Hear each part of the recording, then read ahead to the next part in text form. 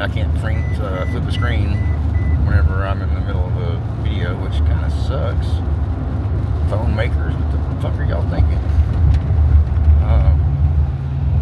So anyway, you can see what I'm dealing with. It's piss poor rain, poor visibility, and while I was in Hood River, Oregon, I fried my battery and blew out the main fuse block, I guess is what we'll call it, and replaced that. Whenever I got it replaced, a lot of shit didn't work, so went through fuses and found out that my ECM fuse wouldn't let me use my throttle or accelerator, so I figured out which fuse that was and I replaced it. But now my heat don't work, so neither does my defrost, and visibility sucks, and it's rainy, it's nasty, it's windy, and I just drove through the mountains, so not sure I'll be able to keep this up.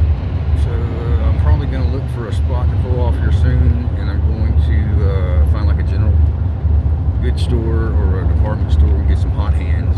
And my theory is that I can lay those hot hands up on my dash, and the heat coming off the hot hands will get blown up on the windshield, and then it'll defrost my windshield. So I don't know if that's the case or not, but we're going to find out.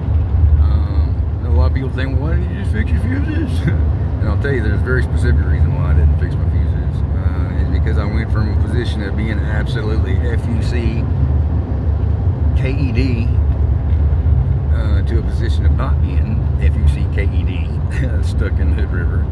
So I'm not going to touch the fuses again until I get back to the house, and then I'll figure out what those are. Now it's going to be a little comfortable ride on the way home. I got my puppy back there. She's doing all right though. Liberty, you doing okay? Yeah, she good. She got her little she got her hoodie on, I got mine on, and we're doing all right. But this right here, that's a problem. So we're gonna see if we can fix that with some hot hands. So I'm gonna hit the pause button here, or the stop button here, and then we'll come back whenever I find a good place to stop at. Doing in the meantime, while I'm looking,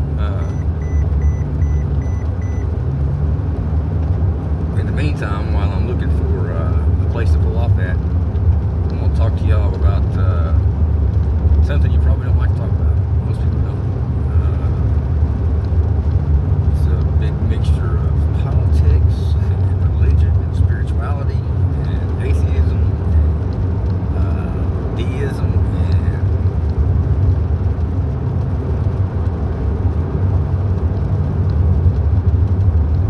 what's the other word I'm looking for? It's not atheism. It's not atheist. It's not atheist. It would be a we just fucking don't know. So I think you're good with that. Anyway, brain shot. Doesn't matter. That other one, it means that you know that something's out there, but you just don't know what, and you're fine with that. So if that considers you, or if that encompasses you, I'm trying to look underneath my wall of fog there.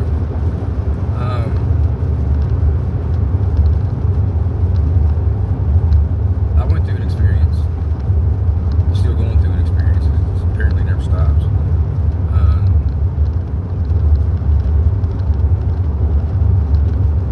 It led me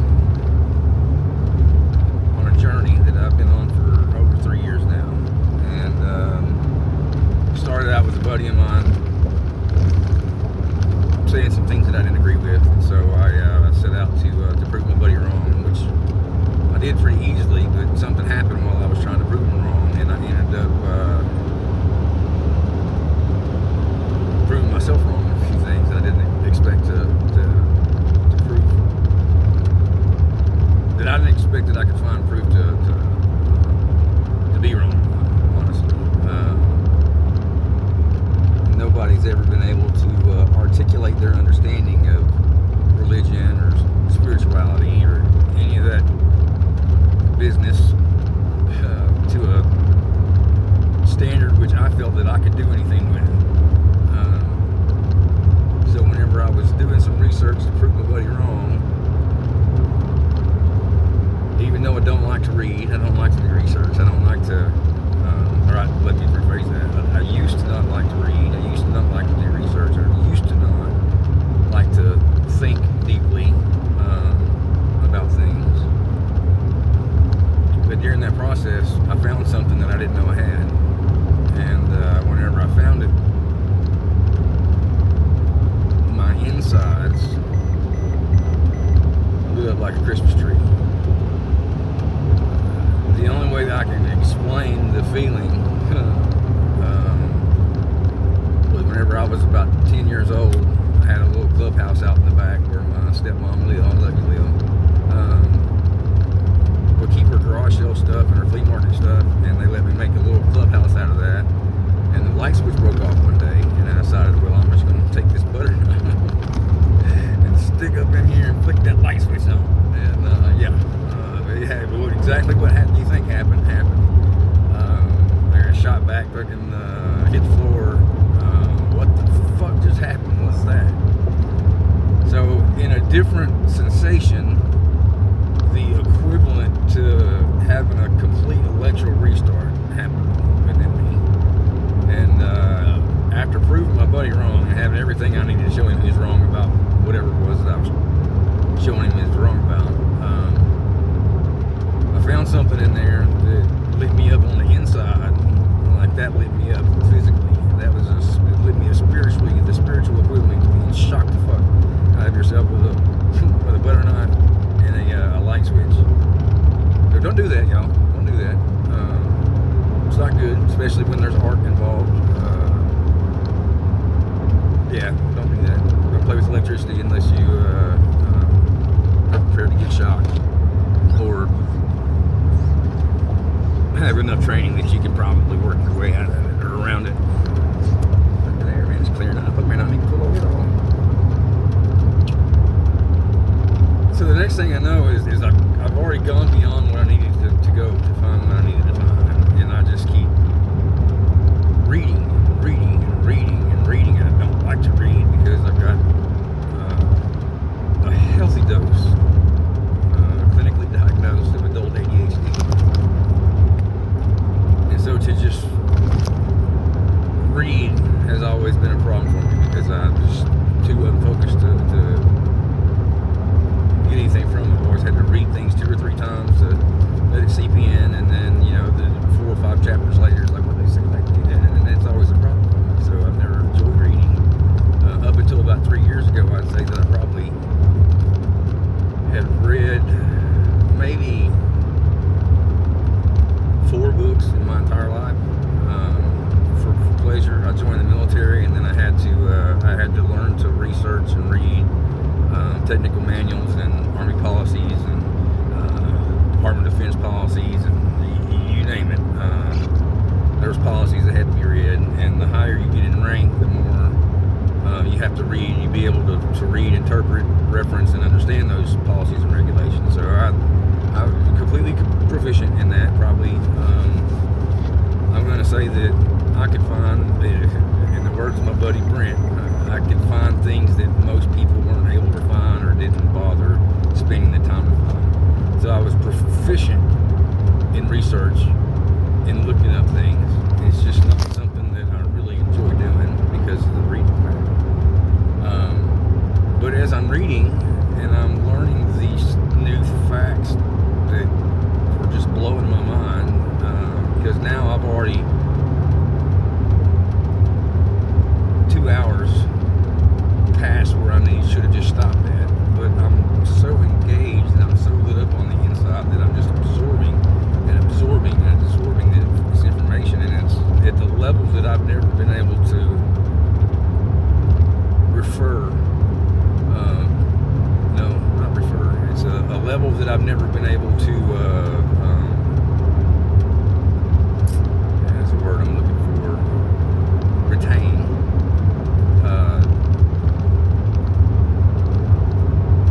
And I felt pretty darn confident that I had done struck something that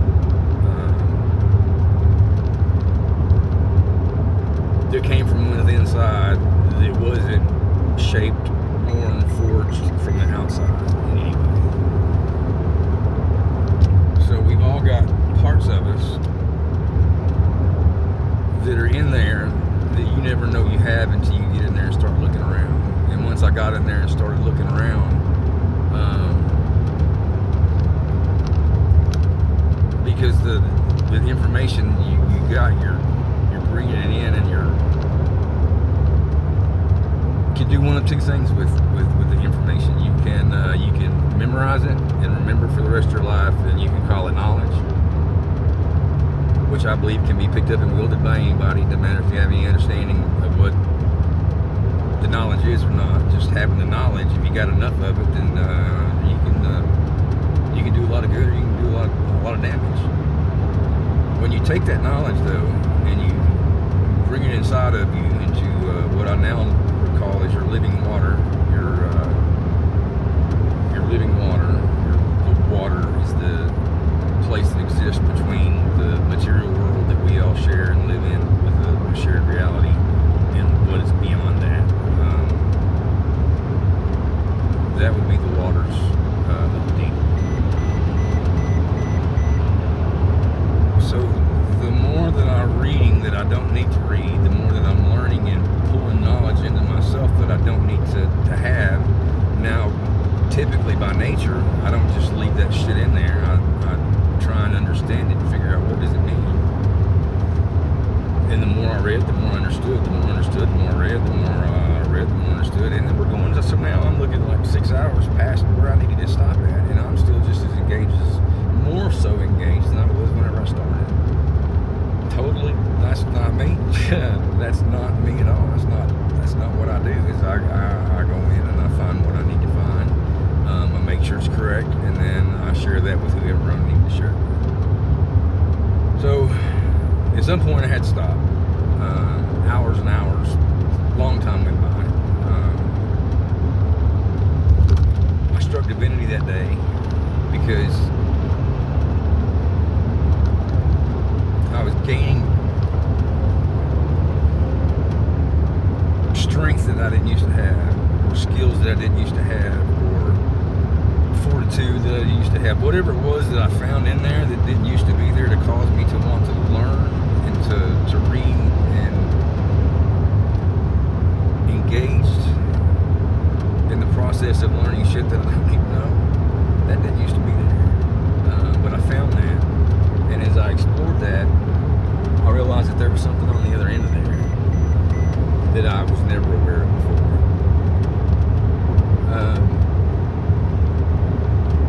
And I had a choice to make. I had to either just step back from that or lean into it. And so, up to this point, this was kind of around the time that I was really into the debate scene. With folks that are going in debating, is it reasonable to believe in God? Does God exist? Is the God of the Bible evil? Is there a historical Jesus? And debates going on about all this, and there are certain people that started standing out to me. One of those people was Matt Dillahunty. Matt, I'm going to send you this, and you're going to see it, I promise you. So whenever you do see it, just know that I love you, man.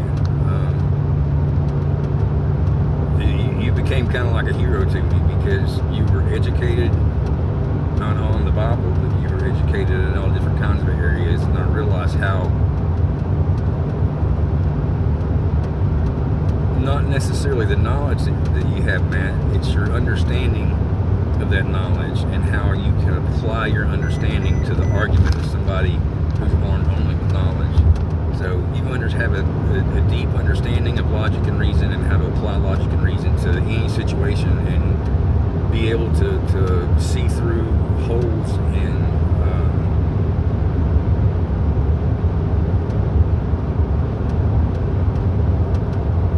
your understanding.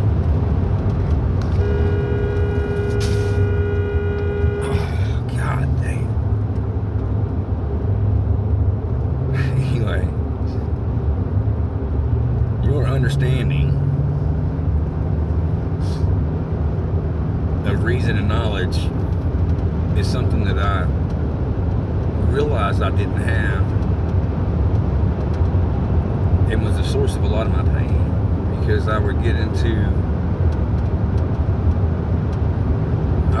develop a position or a belief that I'm certain of based off of just how I think and how I feel, and then people would tell me different, and the things they would tell me would challenge my sense of logic and my sense of reasoning. And in my mind at that time,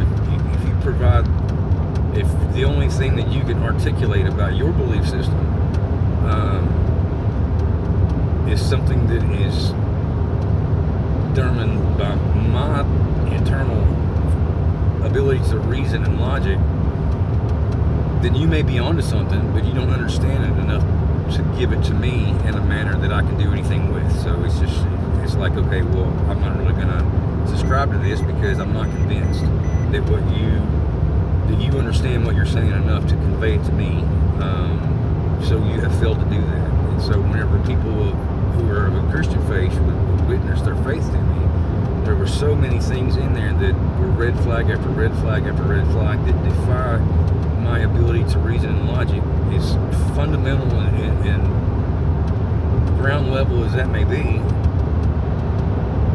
I still knew inside here that you needed to go do some more work on your own understanding, and then come back and maybe explain it to me again after you understand it better. Because without somebody being able to articulate what it is that they believe, and I can't do anything with that. I can't see inside somebody's head and know what they understand. I can only listen to what they can articulate from their understanding, and then take that and then bundle that into a nice, good knowledge packet. Because there's a difference between understanding the knowledge and understanding the how the knowledge fits into the world, if that makes any sense to you. So anyway, I digress back to Matt, brother.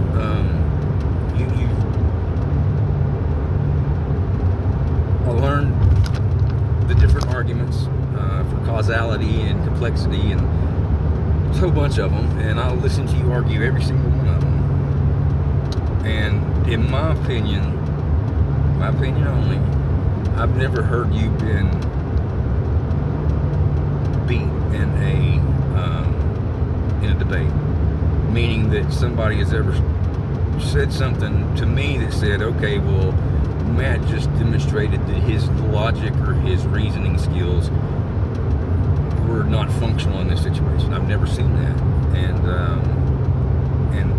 now I hold that to my highest level, my highest standard of my own internal review system on my own beliefs, and whether or not they actually conform with the shared reality that we all have to get along together.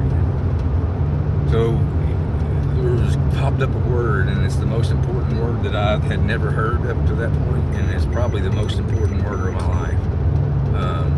And I learned this word from Matt, and I know that there's probably a whole study or genre of study that has to do with logic and reasoning and debate, and there are rules to all that, but I'm a simple person, and I can pick up on one aspect of that whole genre, and I can sum it all up with one word, and it's a word that I learned from you, man, and it's called epistemology.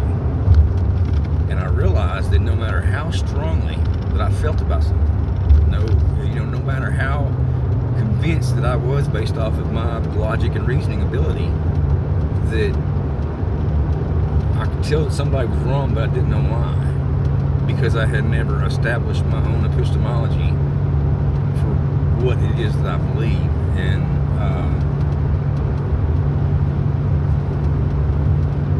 paraphrasing in my own words what epistemology means to me, based off of my understanding, the limited understanding, I'm sure, but it's the one's ability to assess their belief system and identify how that belief system was put together, and establish the means and the ways and the what have I done to verify that my belief system is functional in accordance with the basic concepts of reality that we share. And I had never done that, and most people have never done that. And it's a word that needs to be shared, and it's a word that we all need to know, because if we're not doing that, then we are never going to ascend collectively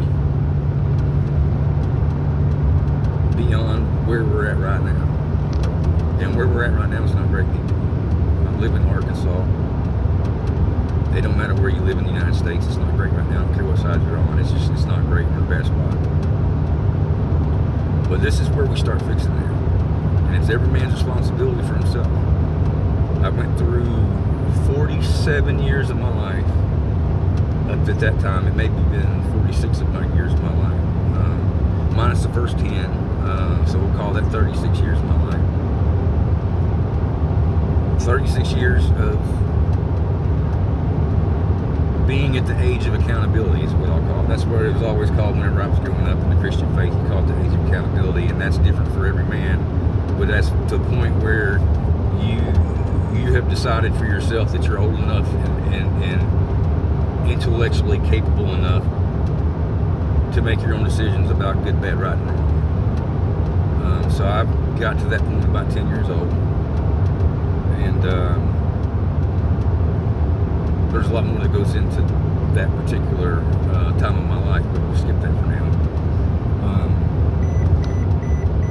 But so let's say 36 years of living at the age of accountability for my own self and my own belief system. And I had never done that because I was a fuck up as a kid. All I wanted to do was smoke dope and fucking chase girls.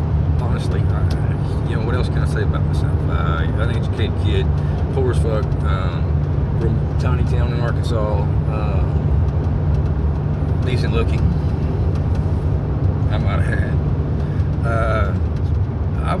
I did not have trouble with girls growing up because I was lighthearted. I was decent looking. I was poor as fuck, but I didn't give a shit about anything. Things didn't bother me. So that continued all the way through my adult life. I joined the military whenever I started joining the military, trying to work on it whenever I was 19, and then I turned 21 just a few days after I had gotten to my basic training. So I hit basic training in 1995 of October, and it was like October 2nd, and then October 5th, I turned 21. So from 21, you add 21 years, 9 months, and 20-something days to that. That's my entire adult life that I spent in the military. And whenever I was in the military, I didn't care about politics. I didn't care about any of that stuff. All I knew is that I was in a part of something that was bigger than me, that was founded on the belief, on the core principle that every man's relationship with God or higher powers or no relationship at all, but that was his own responsibility and right and could not be taken away by anybody. That's what I believe our founding fathers meant. They weren't perfect. I'm not saying they were,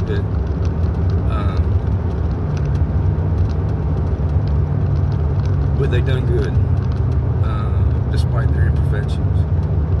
They were able to help us move past a difficult time when we were transitioning from the control of priest and religion and whatnot. So,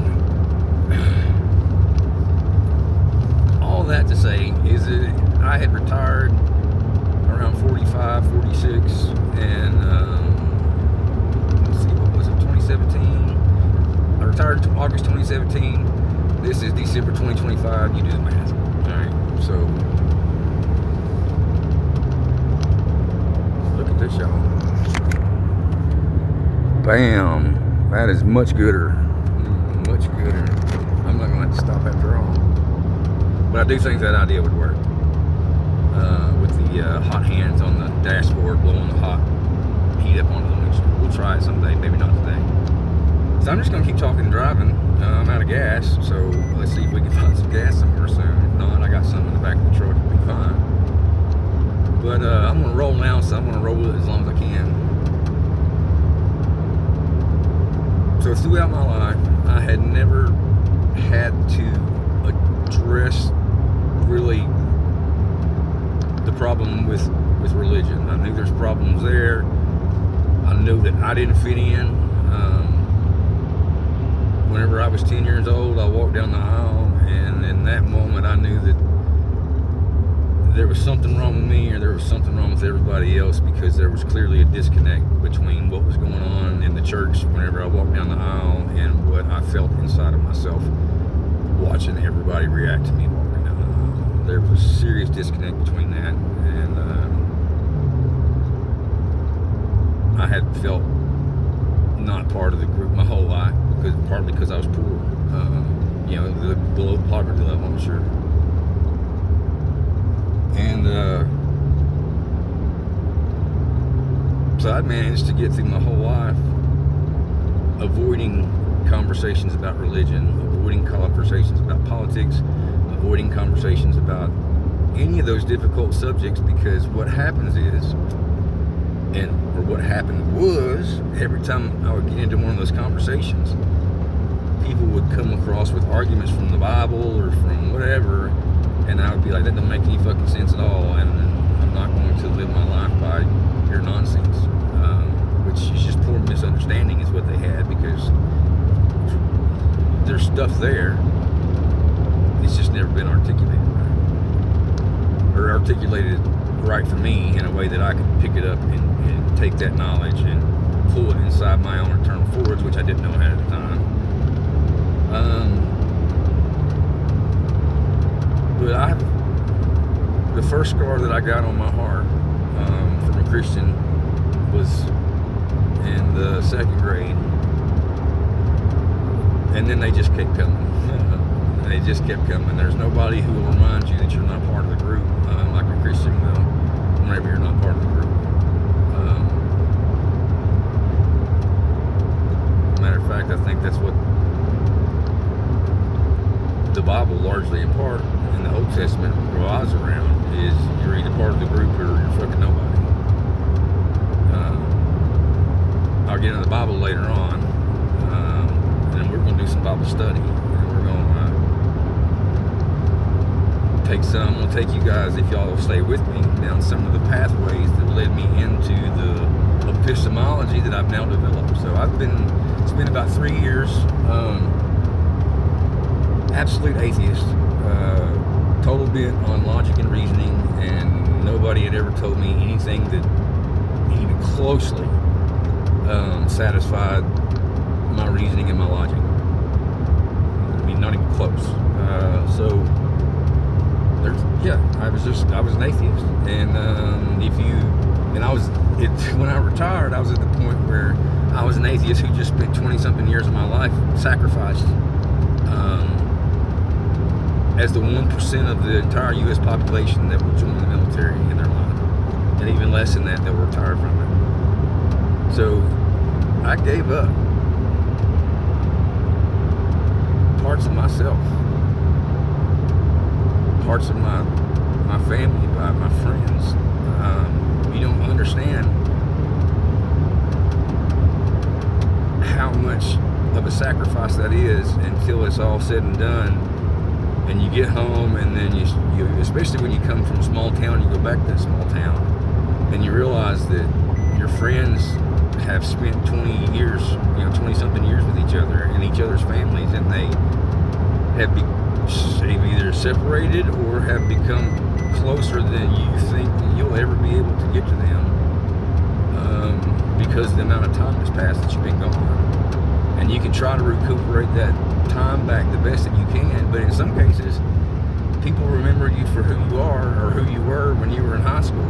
And after they get to know the man that you are whenever you're mid-40s, it's not the same, and they just were like, I don't really like you anymore, you're kind of a dick. And I was like, okay, I'm sorry. Well, I'm not sorry, but we don't have to be friends. I mean, we don't have to be enemies. We don't have to not, like be after each other, but we don't have to like hang out. We don't have to, we can see each other at barbecues and whatnot. And when cheers goes up, I'll touch a glass with you. But we don't have to be friends. You know what I'm saying? We don't have to. And I can't even say that because if you've ever been a friend, then you're always going to be a friend. If you call me in the middle of the night and say like, man, I ain't got nobody else to call, but I need help, I'm there.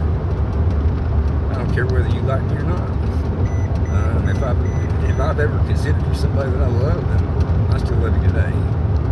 And there's at least a handful of people that are on that list that think that we're not friends anymore. But someday when they're going through their phone and there's nobody else to call, and they see my name, they'll know damn well that I'll drop everything I'm doing and come do whatever I can to take care of them, even though that we're not friends anymore. So I just want y'all to know that, especially the 5 or 6 of you that probably think that we're not friends anymore. You're always going to be my friend. You're always going to be my family. You're always going to be somebody that I loved and cared about. My ex-wives, don't want to be married to them no more. One of them called me and said, hey, I don't have nobody else to call. I need help. You know what? You are the mother of my freaking daughter. What can I do to help you? Seriously. And they both know that. The 2 exes and my current wife is one of the 3.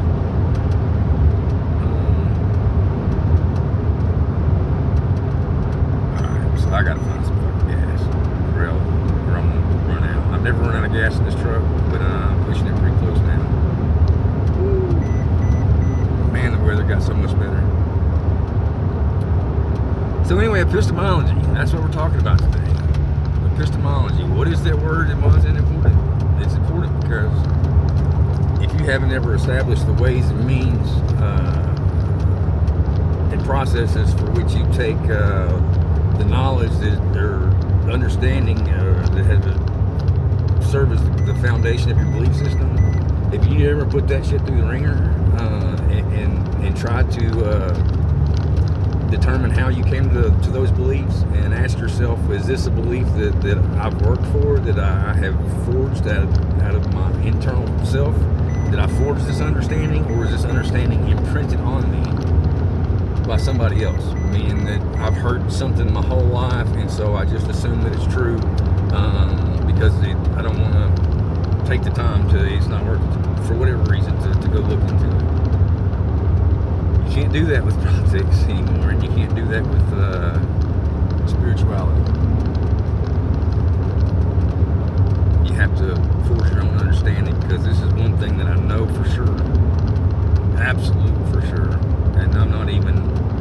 You can say that you don't know anything, you just think that you know things, and I'm telling you, no, I know some things, and one of the things that I know is that my understanding has no power for you. I can tell you how I understand things all day long, and you can take that knowledge that I'm giving you, and you can bring it inside yourself, and you can find your pool of internal living waters, and you can fire up your forge in there, and you can take knowledge that I give you of my understanding, and you can use it to form your own understanding, but you can't have my understanding because it's not going to do you any good. So when that preacher on Sunday morning stands up there and tells you what his understanding is, that's not good enough. I'm sorry, I don't care what you think, I don't care what you believe, it doesn't matter what you think or believe, but if you haven't forged your own understanding, then you're shit out of luck. Especially if your understanding's wrong. And I'm going to tell you right now, if you're a Christian, you're going to be mad at me and you're going to turn this shit off right now. But I promise, if you stick around with me, you might come to know Jesus a lot better than you did 20 minutes ago. Because what I'm asking you is, while I express my epistemology, which is for me and myself, because like I said, it's got no power for you. You can listen to what I say, and then you can either forge it for yourself into something, or just let it slip right out the window and forget you ever heard this video, or not even listen to the video. I don't care.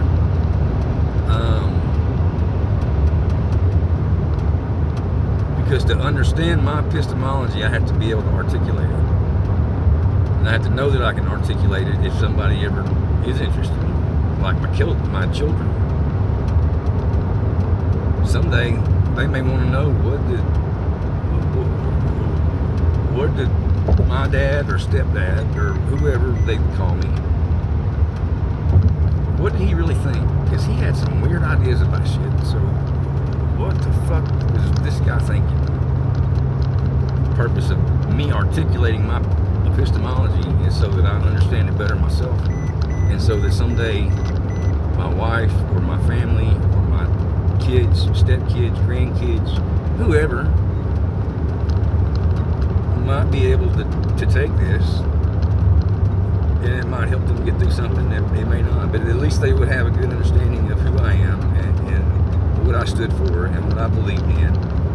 And when they come to know me at that level, whenever somebody talks some shit about me someday, they're going to know the difference. Whenever the world takes a weird, misconstrued conception of what I profess my beliefs are, and then that is expressed somehow to my kids or my family or my friends or anybody in general, then they can be like, you know what, that's bullshit, because I know him on a spiritual level better than whatever that is that you're saying, and I know that's not right. I tell you, I feel like I know the man that who goes. I feel like I believe. I know. Don't know many things, but some things I do know. That there's a man who lived over 2,000 years ago who knew things that he couldn't possibly know at that time, and professed to be sent in from the outside to deliver a message. I've listened to his message in every book that I can find that has ever been attributed to the man. The man that I know is Jesus. You may know him as Yeshua, you may know him as whatever. It doesn't matter to me what you know him as, because it's the same man.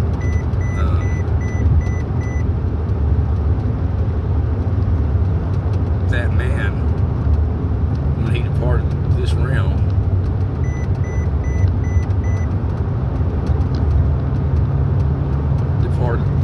on a physical level, and if you search inside the waters, the same waters that he learned in, the same waters that he forged, the same steps that he took, the same Father that he accepted and knew as his own Father, when you get to where you know that man and his message, then anybody who speaks in contradiction to what you know of that man, you can automatically say, whoa. Where do you get that? Where are you drawing that from? And a lot of times, most of the time, you're going to encounter somebody who's just reciting what they've heard. They're going to be reciting what they've heard their whole life. They're going to be reciting what the preacher man told them on Sunday.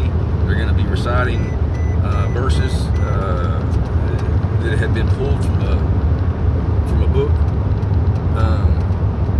You're going to be surprised who wrote that book. I'll reveal that down the line.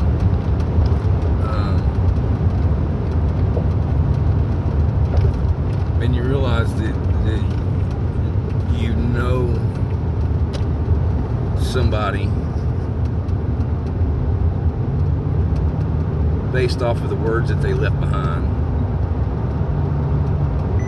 That's what I'm doing. I'm leaving behind words. So I was able to take that man's words from every source that I could possibly find, and I was able to weigh and measure and establish a message that was sent. When I got that message, then I realized a lot of different things.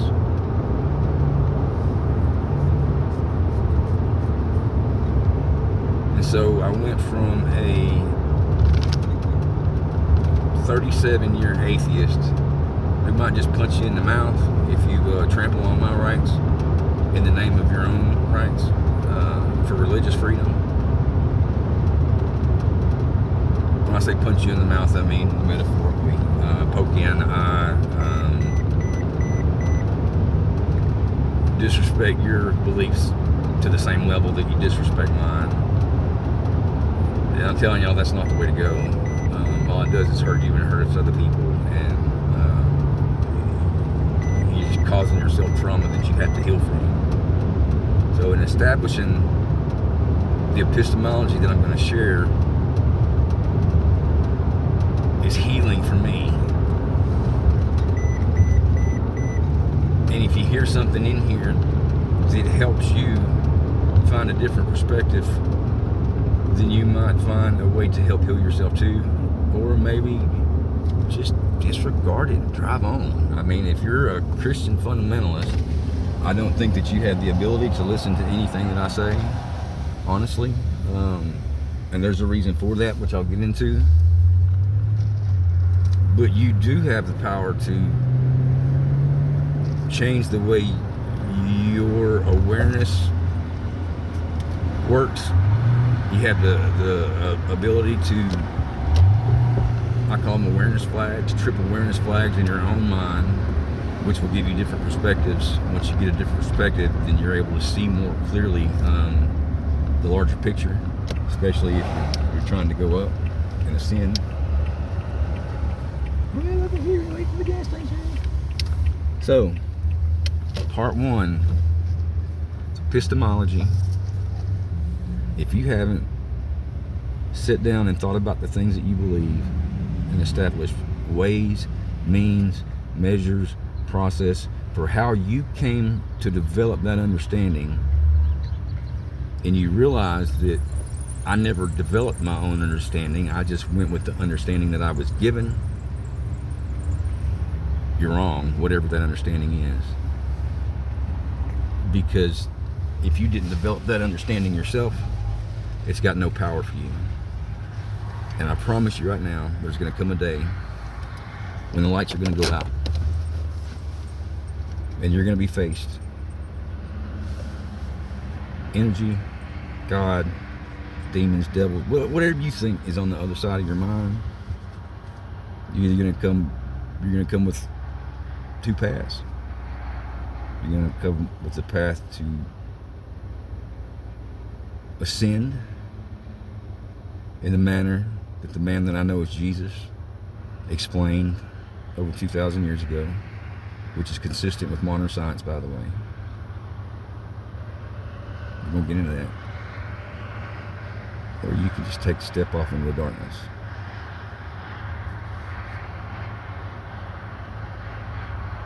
In the military, which the military structure plays a big part in how I put things together. And being in the academic world of the military for a long time, I come to understand certain things.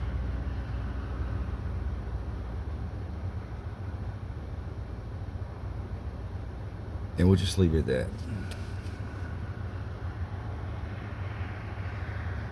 If you haven't established your own epistemology and really understand why you believe the things that you believe, someday you might have to explain that. And if you're not able to, it's going to be a problem for you, I promise that. So when the lights go out, and in whatever sense of the word you take this, you face judgment, and you can't explain how you got to the beliefs that you have. It's kind of like showing your work, and you don't understand it. If you can't show your work, you don't understand it. I don't care what anybody says. If you can't show your work and tell somebody how you come to that understanding, then you don't understand it. And if you don't understand it, you're not going to move forward. That's the message of Jesus. That poor dude who come from Galilee or Ethiopia, don't matter. That's what he was trying to tell you. I promise you. If you'll give me an opportunity, I'm going to witness account, a gospel, if you want to call it, an understanding of the man who I call Jesus. It's not going to be anything you've ever heard before. I promise you that. And in my experience, somebody who can only regurgitate the written word has never learned anything beyond it. So when somebody comes and tells you something that you've never heard before, you may want to listen, because that didn't come from me. What I'm going to tell you didn't come from the written word. It didn't come from anything that's ever been written ever by anybody in the entire fucking world that I know of. Maybe somebody else fucking wrote it down. I don't know. But I know that I forged what I'm about to tell you. I know that I took data from every source possible, and I found the pool of living water within myself. And I took that information in there, and I established a forge in myself where I take that worldly knowledge and I beat the shit out of it. And I bang it, and I beat it, and I bang it, and I bang it until I find out every implication of what that means. Well, what does this knowledge actually mean? And you could do that. I call it forging, but what you're doing is you're basically taking the concept that I've never heard anybody else say this, but maybe they have, I don't know. Honest and true conditions produce honest and true implications. Dishonest, deceptive conditions reveal themselves through their implications. And we're going to get deep, deep, deep into that. But if you tell me something and you say this is the truth, if it's deception, you got a range. Beyond that range, you can't do anything about it. And so whenever I look beyond your range that you could possibly cover with a deception, and I start looking at those implications, as small as they are, they start to tell a story. And whenever you take that story and you put it together, and then you try and prove yourself wrong, and prove yourself wrong, and prove yourself wrong. Another thing I learned from Matt, thank you, sir. Whenever you are absolutely unable to falsify your intuition, which comes from in here, that's divine. If you're not able to falsify it, that doesn't mean it's truth. That just means that somebody else is going to have to have a much truer story to falsify the one that I've got. Bart Ehrman, I love you, man, but I'm going to challenge you. Matt, I love you, man. I'm going to challenge you. With you as my standard. Mia, I can't say your last name, I'm so sorry. I love you, you're fucking awesome. Understanding weighs a lot more than knowledge, so I don't remember shit. But Mia, I know that's first name, and the brain doctor, who has proven to me and demonstrated to me an honest and sincere search to understand what is on the other side of our consciousness. I want to challenge you.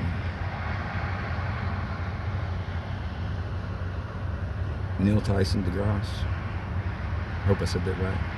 Neil, buddy. You're mainstream as they come. You said something the other day. You were breaking down how you assess information. And you said that anybody who claims to be able to revolutionize any form of paraphrasing, I'm not quoting, sir. But you said basically somebody that tells you that they've got information that's going to revolutionize the way everybody thinks. It's a red flag. I agree with you, sir, 100%. But red flags don't mean the game's over yet. red flags mean you just need to use caution and consider very carefully what you're being told, because it's unusual. So I'm going to challenge your thoughts on that, and I'm going to challenge your understanding of the cosmos, spirituality, aliens, interdimensional beings, quantum mechanics. I'm going to challenge you, brother. And then I'm going to challenge your buddy, who I've recently been unhappy with. What's his name? Cox, his last name. Brian Cox. Thanks, Brian Cox. I like you, dude. You really hit home, but you displayed some intellectual dishonesty recently. I don't have to call that out. And I hope you listen to me. I thought about titling my show Plato's Meno. This is in my newfound desire to learn. I began to realize that just because somebody's a scholar doesn't mean that they understand the knowledge that they have. It just means they've got a lot of knowledge. Most of you guys, I'm talking to all you scholars right now, most of y'all that I've talked to have more knowledge than you have understanding. All I'm just trying to do is just challenge you to realize something. It's a teaching from Jesus. Is that you've got a place inside your mind that other animals don't have on this planet that we know of. Jesus called it foresight.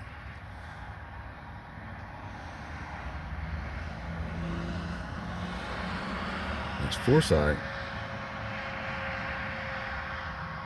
that leads to free will. It's free will that leads to chaos. It's chaos that leads to salvation.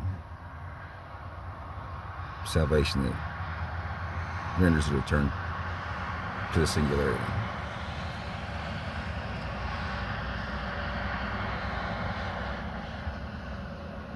If you've ever, Neil, Chuck,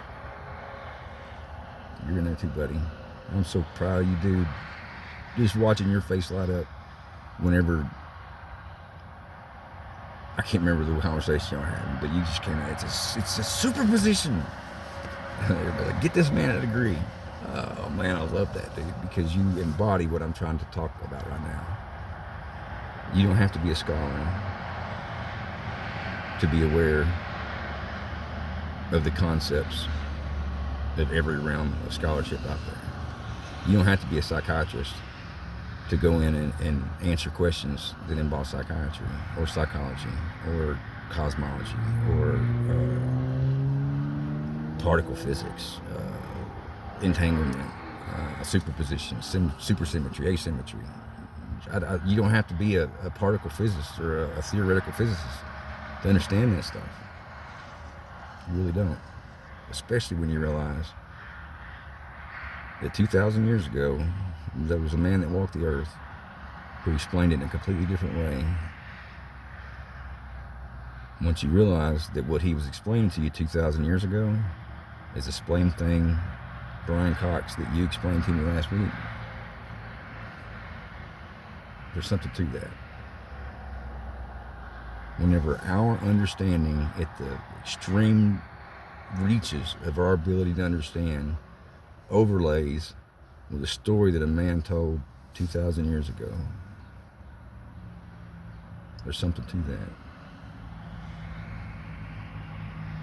In my epistemology, I'm going to give you a overlay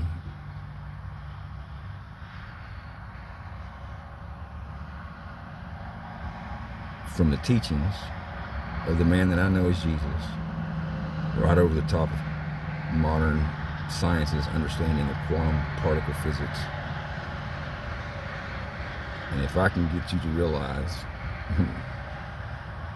without question, that man had a better understanding of particle quantum physics than you had 10 years ago as a scholar, or 15 years ago, as it's called. Somebody 2,000 years ago knew something that you're just now learning. What else did that guy know? What else did that guy say? I think we should hear him out. I think you guys should hear him out. But you can't hear him out till you hear me out. I love you guys. This is an hour of me just talking. This is every episode that I put on here. I've got no cue cards. I've got no plan. I'm just going to talk. And I'm just going to try to articulate the way that I think, the way that I understand things, in a way that maybe you can understand things. So this is episode 2. Actually, the first one is on there. I'm probably going to delete because I didn't say anything. And it's, so we'll call this episode 1. And I'm going to title it Epistemology, the Matt Dillahunty Standard. I love you, Matt. I love you, Mia. I love you, Mia. Maya, I'm sorry. I love you, girl. Chuck. Brian.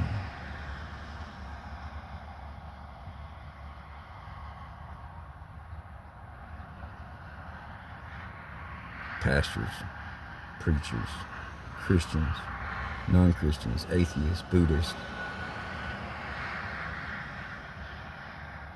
I hope you guys will all stick with me, especially if you know deep in your heart that there's something there and you just can't explain it, but you know it's there, and you haven't found a better articulation of what that is. Maybe you'll give me the opportunity, maybe you won't. It's fine with me. It doesn't matter, nothing to me one way or another.